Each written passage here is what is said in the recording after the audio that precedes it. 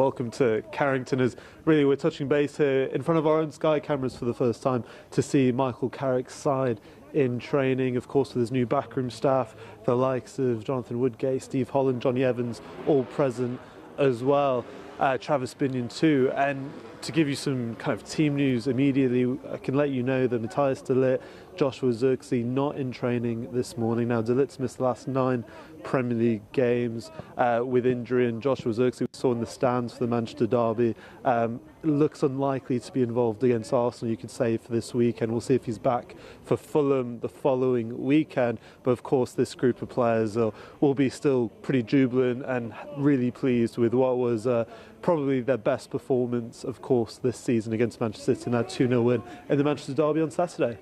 And Dan, obviously there's been a lot of talk about who is leading training. Right now it looks like Michael Carrick is pretty hands-on. What's been the roles and responsibilities of Steve Holland, Jonathan Woodgate, Johnny Evans? What have you noticed?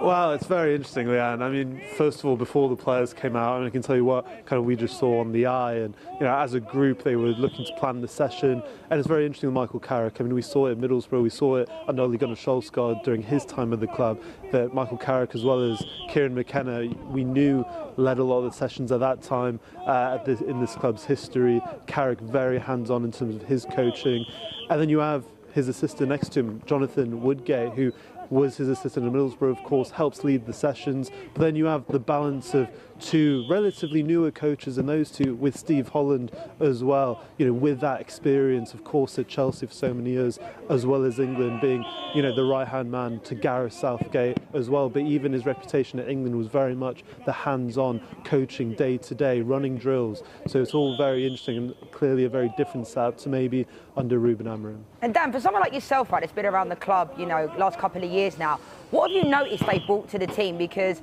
I'm not having that the players turned on that performance in just 3 days of him being there. So what do you think he's done that's like magically turned things around so quickly?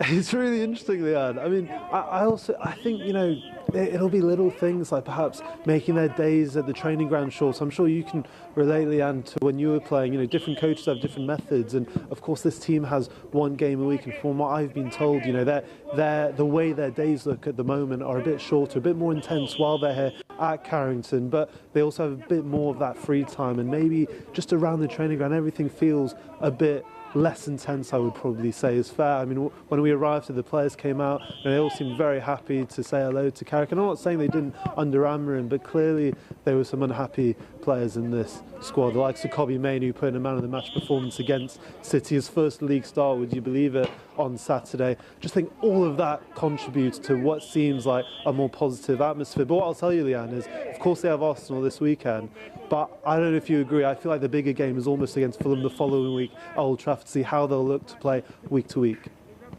Yeah, and in terms of players, you mentioned Kobbie Mainoo there. Which players do you think will benefit most from this change of head coach?